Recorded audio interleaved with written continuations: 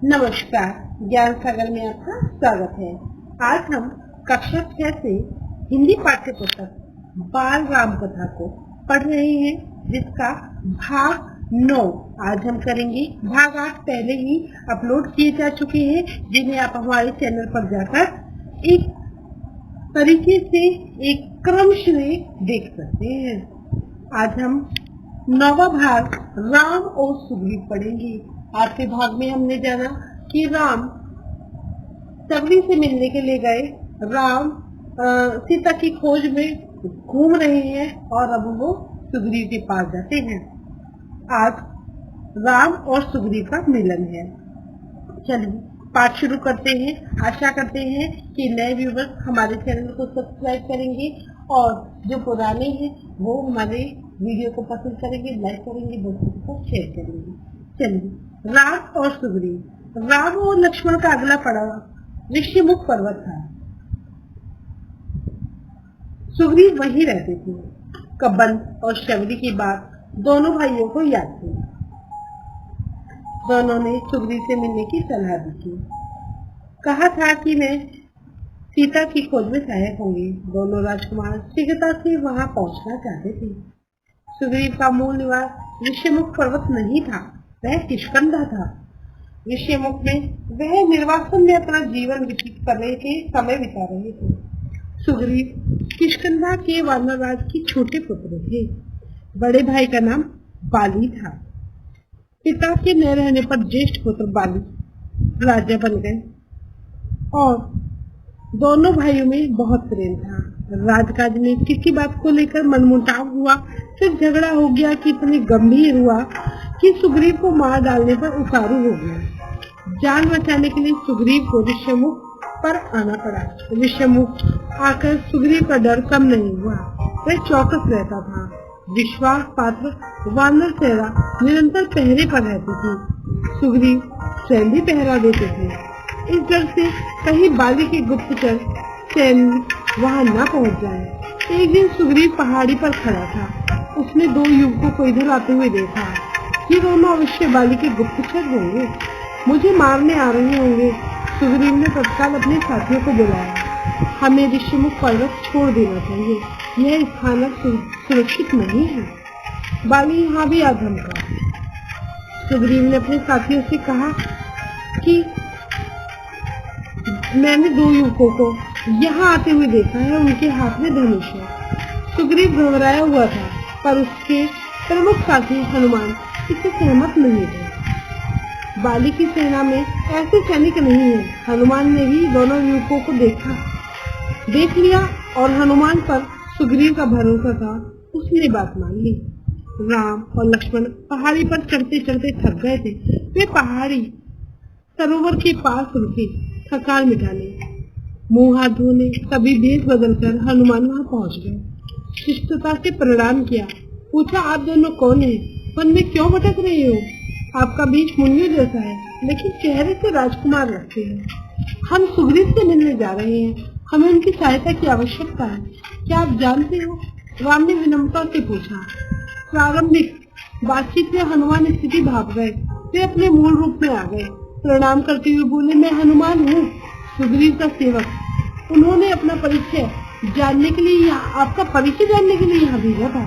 लक्ष्मण ने उन्हें अपना परिचय दिया, वन में आने का कारण बताया। यह भी बताया कि वे कबंध और शबरी की सलाह पर आए हैं सुग्रीव से मिलने, उनसे सहायता मांगने। हनुमान के चेहरे पर हल्की सी मुस्कुराहट आ गई। कोई उनसे सहायता मांगने आया है जिनसे स्वयं सहायता चाहिए। हनुमान समझ गए राम और सुग्रीव की स्थिति एक जैसी है। दोनों एक दूसरे की सहायता चाहते हैं। दोनों को एक दूसरे की सहायता चाहिए। वे मित्र हो सकते हैं। एक अयोध्या से निर्वासित है, दूसरा किष्किंधा से। एक की पत्नी को रावण उठा ले गया, दूसरे की पत्नी उसके भाई ने ही छीन ली। दोनों के पिता नहीं है। हनुमान ने राम और लक्ष्मण को कंधे पर बिठाया। कुछ ही पल में वे ऋषिमुख के शिखर पर पहुंच गए। हनुमान ने दोनों को सुग्रीव से मिलाया। दोनों ने अग्नि की साक्षी मानकर मित्रता का वचन लिया। सुग्रीव ने कहा, आज से हमारे सुख दुख साझा हैं। राम ने सुग्रीव को सीता हरण के संबंध में बताया तो सुग्रीव अचानक उठ खड़े हुए। उन्हें कुछ याद आया। बोले, वानरों ने मुझे एक ऐसी स्त्री की हरण की बात बताई थी, वह निश्चित रूप से सीता ही रही होगी। रावण का रथ इसी पर्वत के ऊपर से गया था। राम और लक्ष्मण ध्यान से उनकी बातें सुन रहे थे। सुग्रीव बोलते रहे, सीता स्वयं को रावण की चूड़ों से छुड़ाने का यत्न कर रही थी। वानरों को देखकर उन्होंने अपने कुछ आभूषण नीचे फेंक दिए थे। गहनों की एक पोटली राम के सामने रखते हुए उन्होंने कहा, देखिए, क्या ये गहने सीता के हैं? राम ने आभूषण तुरंत पहचान लिए। कुछ गहने लक्ष्मण ने भी पहचाने। गहने देखकर राम शोक सागर में डूब गए। उनके मुंह से निकला, धिक्कार है मुझे, हे सीते, मैं संकट में तुम्हारी रक्षा नहीं कर पाया। धिक्कार है मेरा पुरुष बल पराक्रम ज्ञान तुम्हारे काम नहीं आया। सुग्रीव ने सांत्वना दी, सीता अवश्य मिल जाएगी। मैं हर प्रकार से आपकी सहायता करूंगा मित्र। रावण का सर्वनाश निश्चित है। राम के बाद सुग्रीव ने अपनी कथा सुनाई। बाली ने मुझे राज्य से निकाल दिया है, मेरी स्त्री छीन ली है, मेरा वध करने की चेष्टा कर रहा है। संकट के समय हनुमान नल और नील ने मेरा साथ दिया, मुझे कभी नहीं छोड़ा। उसने राम से सहायता मांगी। राम बोले, चिंता मत करो मित्र, तुम्हें अपना राज्य भी मिलेगा और स्त्री भी। राम देखने में सुकुमार थे, उन्हें देखकर उनकी शक्ति का पता नहीं चलता था। सुग्रीव को राम के आश्वासन पर भरोसा नहीं हुआ। बाली महाबलशाली है, उसे हराना इतना आसान नहीं है। वह शाल के 7 वृक्षों को एक साथ झंझोड़ सकता है। राम ने कोई उत्तर नहीं दिया। धनुष उठाया और तीर चला दिया। शाल के 7 विशाल वृक्ष एक ही बाण से कटकर गिर पड़े। इस शक्ति प्रदर्शन पर सुग्रीव ने हाथ जोड़ लिए। राम ने कहा, मित्र, अब विलंब कैसा? बाली को युद्ध के लिए ललकारो। किष्किंधा की गद्दी का निर्णय उसी युद्ध में हो जाएगा। सुग्रीव चिंतित हो गए। युद्ध में बाली को हराना असंभव था। राम बोले, चिंता मत करो मित्र, मैं पेड़ की ओट से युद्ध देखूंगा। जब तुम पर संकट आएगा तुम्हारी सहायता करूंगा। बाली की मृत्यु मेरी ही बाण से होगी, वह मारा जाएगा। योजना बनाकर सब किष्किंधा पहुंच गए। सुग्रीव आगे था, राम लक्ष्मण पीछे पीछे और हनुमान छिप गए। मेरे पीछे राम की शक्ति है, सोचते हुए उसने बाली को ललकारा। बाली के क्रोध की सीमा न रही, वह गरजता हुआ निकला, आज शिकार स्वयं मेरे मुंह तक आ गया है, मैं तुझे नहीं छोड़ूंगा। भीषण मल्ल युद्ध हुआ, दोनों एक दूसरे से गुथ गए। युद्ध में बाली भारी पड़ रहा था। लगता था कि सुग्रीव का अंत निश्चित है। राम पेड़ के पीछे खड़े रहे, धनुष हाथ में था, पर उन्होंने तीर नहीं चलाया। सुग्रीव वहां से किसी तरह जान बचाकर भागा, सीधा ऋषमुख पर्वत पर आकर रुका। राम लक्ष्मण और हनुमान भी लौट आए। सुग्रीव राम पर कुपित था, यह धोखा है, आपने मेरे साथ धोखा किया, समय पर बाण नहीं चलाया, मैं नहीं भागा तो आज वह मुझे मार डालता। राम की कठिनाई दूसरी थी, वे दुविधा में थे।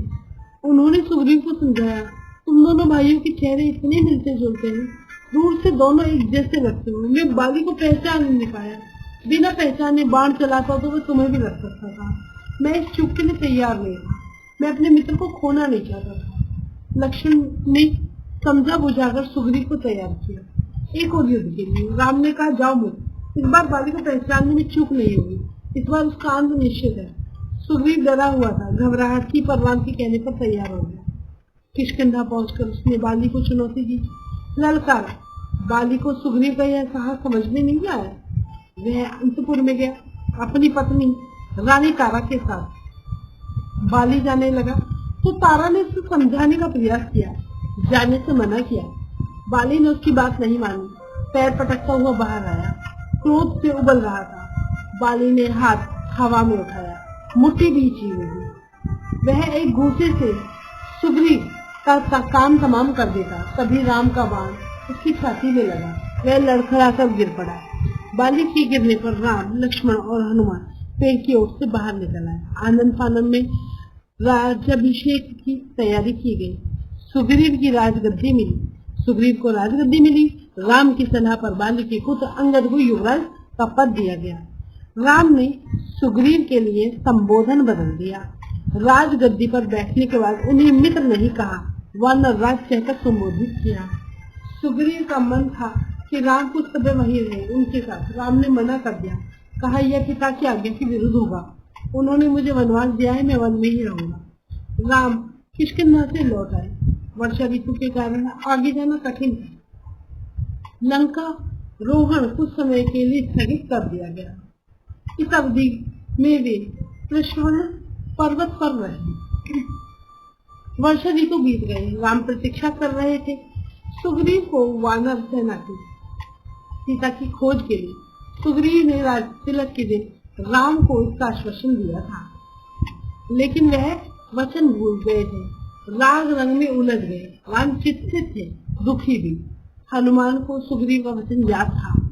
राज तिलक के दिन वे वहीं थे। उन्होंने सुग्रीव को याद दिलाया। सुग्रीव ने वानर सेना एकत्रित करने का आदेश दिया।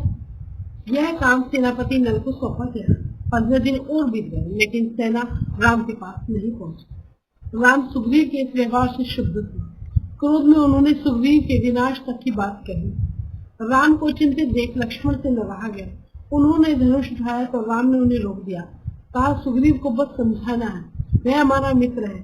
लक्ष्मण किष्किंधा चले गए सुग्रीव को समझाने। वहां पहुंचकर उन्होंने धनुष पर प्रतीक्षा चढ़ाई, डोरी खींचकर छोड़ी। उसकी टंकार से सुग्रीव कांप गया। धनुष की टंकार सुनते ही उसे राम को दिया गया वचन पुनः याद आ गया। तारा ने सलाह दी कि वे तत्काल जाकर राम से मिले, क्षमा याचना करें। सुग्रीव ने ऐसा ही किया। राम के पास जाने से पूर्व सुग्रीव ने हनुमान को आवश्यक निर्देश दिए। वानर सेना एकत्र करने का आदेश। इस बार सुग्रीव सेना एक होने तक नहीं रुके, तुरंत निकल पड़े लक्ष्मण के पीछे पीछे। राम के सामने जाकर भयभीत वानरराज ने उनसे क्षमा मांगी अपनी चूक के लिए। राम ने उन्हें उठाकर गले लगाया। राम और सुग्रीव बात कर ही रहे थे कि उछल कूद करती वानर टोलियां वहां आ पहुंची। हनुमान के साथ लाखों वानर थे। जामवंत के पीछे भालू की सेना। इसके बाद लंका रोहण की योजना बनी। वानरों को 4 टोलियों में बांट दिया गया। अंगद को दक्षिण जाने वाले अग्रिम दल का नेता बनाया गया। उस दल में हनुमान, नल, नील भी थी। राम की यही इच्छा थी। उन्होंने कहा, वानरों की सेना भेजने से पहले चतुर और बुद्धिमान दूतों को लंका भेजा जाए, यही उचित है। राम और सुग्रीव की जय जयकार करते हुए वानर अपनी निर्धारित दिशाओं की ओर चल पड़े। दक्षिण दिशा जाने वाले दल को राम ने रोक लिया। उन्होंने हनुमान को अपने पास बुलाया। अपनी अंगुली से अंगूठी उतारकर उन्हें दे दी। अंगूठी पर राम का चिन्ह था। उन्होंने कहा, जब सीता से भेंट हो तो यह अंगूठी उन्हें दे देना। वे इसे पहचान जाएंगी, समझ जाएंगी तुम्हें मैंने ही भेजा, तुम मेरे दूत हो। दक्षिण की टोली किष्किंधा से चली। अंगद और हनुमान आगे आगे चल रहे थे। चलते चलते वे ऐसे स्थान पर पहुंचे जहां आगे भूमि ही नहीं थी, केवल जल था। विशाल समुद्र, उसकी गहराई अथाह थी। लहरों की गरज कांप कपा देती थी। समुद्र को देखकर सबका साहस जवाब दे गया। वानर थक हार कर वहीं बैठ गए। वानर राम के बारे में चर्चा करने लगे। अंगद ने कहा, राम की सेवा में प्राण भी चले जाए तो दुख नहीं हो। जटायु ने अपनी जान दे दी, हम भी पीछे नहीं हटेंगे।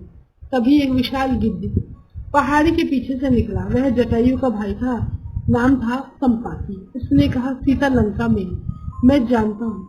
रावण उन्हें लेकर गया है। आप लोगों को यह समुद्र पार करना होगा। सीता तक पहुँचने का बस यही एक रास्ता है। सीता की सूचना मिलने से प्रसन्न हुआ वानर दल फिर निराश हो गया। समुद्र सामने था, विकराल था, उसे कौन पार कर सकता था? कौन पार करेगा? कैसे पार करेगा?